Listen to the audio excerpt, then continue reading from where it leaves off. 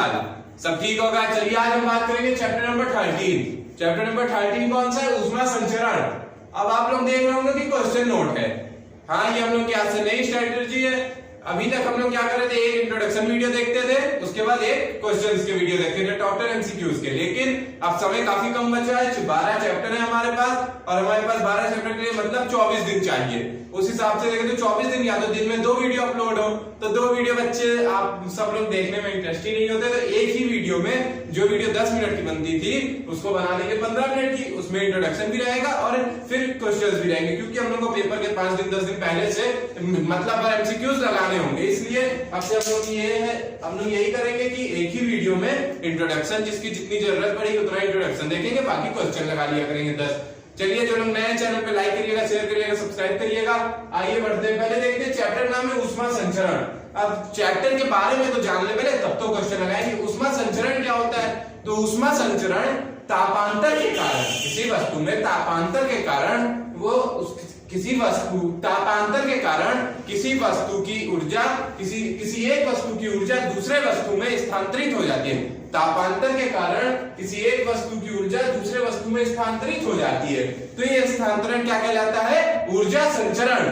अब एक बात और है कि अगर मान लो कोई एक ही वस्तु है, तो उसमें यहाँ पे ऊर्जा थी, तो अगर एक ही वस्तु में एक स्थान से दूसरे स्थान में अगर स्थानांतरित हो जाएगी, तो ये भी क्या कहलाएगा? स्थानांतरण, ऊर्जा संचरण। या एक वस्तु से दूसरे वस्तु में स्थानांतरित हो तो ऊर्जा संचरण, या फिर एक ही वस्तु में एक स्थान से दूसरे स्थान में स्थानांतरित हो तो भी ऊर्जा संचरण। चैप्टर के बारे में तो लगभग मेरे ख्याल से समझ गए। बाकी जो लोगों के पास बुक है वो बुक देखिएगा, नहीं तो पेपर में तो एमसीक्यू ही आने, मैं उसको कवर करा दूंगा। चलिए, सब लोगों का क्लियर हो गया होगा चैप्टर के बारे में। हम लोग लगाएंगे सवाल।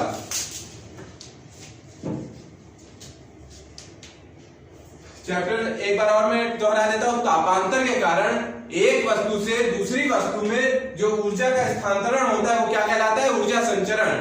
या फिर एक ही वस्तु में एक स्थान से दूसरे स्थान में ऊर्जा का स्थानांतरण क्या कहलाता है? ऊर्जा संचरण। अब बात करते हैं पहला सवाल। किसी वस्तु की सतह से उत्सर्जित विकिरण की दर अनुक्रमानुपाती होती है। ये सब चीजें न्यूमेरिकल मतलब जब हम अगर थ्योरी पढ़ते तो बहुत डिटेल पढ़ लेते, लेकिन अब ज्यादा थ्योरी नहीं पढ़ना, इसलिए मैं जितना बता रहा हूँ मेन क्वेश्चन छाट के ला रहा हूँ, क्या यही आने, क्योंकि पेपर में अब ज्यादा समय बचा नहीं है। तो इसका आंसर क्या है? किसी वस्तु की सतह की उत्सर्जित विकिरण की दर अनुक्रमानुपाती है। विकिरण की जो दर होती है वो परम ताप के चतुर्थ घात के अनुक्रमानुपाती होती है। याद कर लेना है, जो उत्सर्जित विकिरण होती है वो क्या होती है? परम ताप के चतुर्थ घात के अनुक्रमानुपाती होती है। अनुक्रमानुपाती मतलब ऐसे वाला साइन, ये बढ़ेगा तो ये बढ़ेगा, ये वाली कंडीशन जहां होती है। मतलब क्या होता है? उत्सर्जित विकिरण की दर जो होती है वो परम ताप के चतुर्थ घात मतलब किसी की घात जब 4 हो जाती है तो उसे चतुर्थ घात बोल देते हैं, उसके समानुपाती होती है या अनुक्रमानुपाती होती है। समानुक्रमानुपाती और अनुक्रमानुपाती एक ही चीज है। समानुपाती अनुक्रमानुपाती एक ही चीज है। अब अगला क्वेश्चन, पूर्णतः कृष्ण बिंदु की अवशोषकता होती है। पूर्णतः कृष्ण बिंदु की अवशोषकता होती है, ये याद कर लेना, 1 होती है। बस क्वेश्चंस को आप लोगों को याद करना है। याद क्या मतलब? एक नजर से देखते चलना है, क्योंकि पेपर में आएगा तो लिखना तो रहता है, दिमाग की क्वेश्चन देख के याद आ जाएगा, क्या इसको कहीं पढ़े, 1 हो जाएगी। अब ये ध्यान रखिएगा, +1 -1, इसमें वहां जाके कंफ्यूज हो जाएगी। +1 थी कि -1 थी, तो इसका क्या होगा? +1। अगला, ऊष्मा सबसे तेजी से संचरित होती है। ऊष्मा जो है वो सबसे तेजी से किसमें संचरित होती है? किसके द्वारा संचरित होती है? विकिरण द्वारा। ऊष्मा जो है सबसे ज्यादा विकिरण द्वारा संचरित होती है।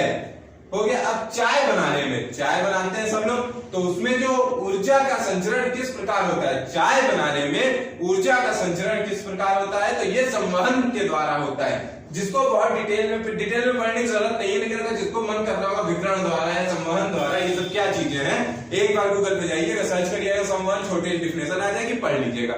जितनी की जरूरत है मैं वो इसी वीडियो में पढ़ा रहा हूँ, बाकी जब जुलाई से 12th की बैच चलेगी उसमें डिटेल से पढ़ेंगे। तो चाय बनाने में ऊष्मा का संचरण किसके द्वारा होता है? संवहन द्वारा। ठीक है, अब इसको इरेज करते हैं, आगे के क्वेश्चन नोट करते हैं। कोशिश करेंगे कि वीडियो ज्यादा लंबी भी ना बने, क्योंकि सब लोग ज्यादा लंबी वीडियो देखते नहीं। हेलो बच्चों, अब चलिए देखते हैं नोट कर लेते हैं इसको, सवाल में मैंने नोट कर लिया है। बाकी मैंने बता रहा था कि बात चल रही थी कि ज्यादा लंबे वीडियो कोई देखता नहीं, ये तो सही बात है, 10 से 15 मिनट की वीडियो आराम से टाइम निकाल के सब देख लेते हैं। अब अगला क्वेश्चन, ऊष्मा चालन की वह विधि जिसमें अणु अपना स्थान नहीं बदलते हैं। ऊष्मा चालन की वह विधि जिसमें अणु अपना स्थान नहीं बदलते हैं, तो ये कौन सी विधि होती है? जैसे ये जो चालन की विधि चल रही है, ये सब विधियां हैं, चालन, संवहन, विकिरण, ये सब क्या है? विधियां हैं। तो इसमें ऊष्मा चालन की वह विधि जिसमें अणु अपना स्थान नहीं बदलते, जिसमें अणु जो है वो अपना स्थान नहीं छोड़ते, इधर उधर नहीं जाते, वो विधि कौन सी है? चालन विधि। वो विधि चालन विधि है। और जिस विधि में अपना स्थान नहीं छोड़ते अणु, वो कौन सी विधि है? चालन विधि। अगला क्वेश्चन, किसी पदार्थ का ताप धीरे धीरे बढ़ाने पर कौन सा रंग देखेंगे आप? कोई पदार्थ है, अगर उसका ताप धीरे धीरे, पहले 5 डिग्री था, फिर 6 डिग्री, फिर 7 डिग्री, ऐसे धीरे धीरे टेम्परेचर बढ़ा रहे हैं, तो उसमें कौन सा ताप आप देखेंगे, कौन सा रंग आप देखेंगे? तो उस समय आप सफेद रंग, धीरे धीरे आपको सफेद रंग दिखना शुरू हो जाएगा। कोई किसी भी तरह का हो, धीरे धीरे उसमें आपको सफेद रंग का ताप दिखने लगे, सफेद रंग आपको दिखने लगेगा ताप बढ़ाने पे।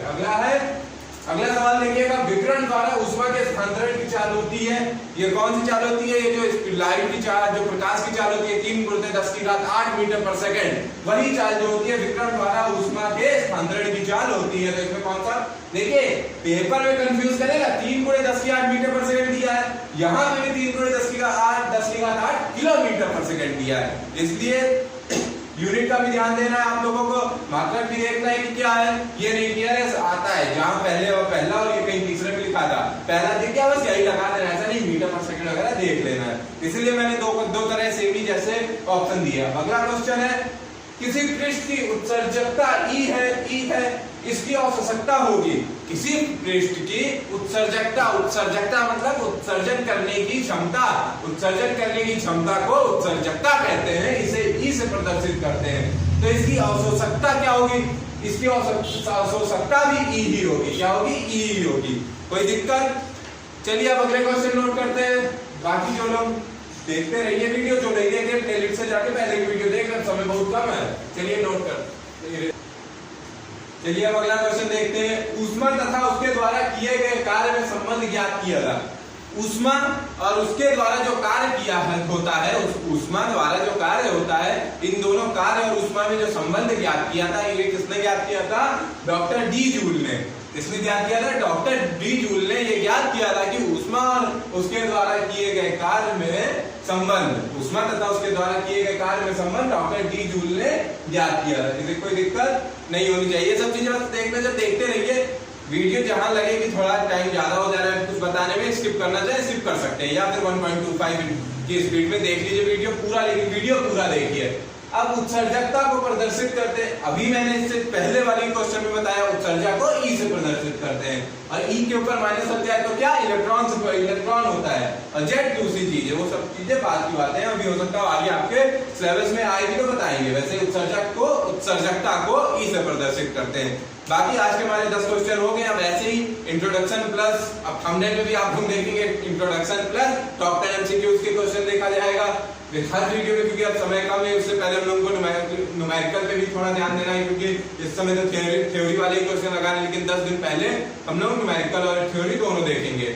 उम्मीद करते हैं कि 100 से 150 क्वेश्चन लगवा दे, जिसमें से 15-20 तो फंसी जाए। बाकी जो लोग चैनल पे नए हैं, चैनल को शेयर करिएगा, लाइक करिएगा, सब्सक्राइब करिएगा। नमस्कार।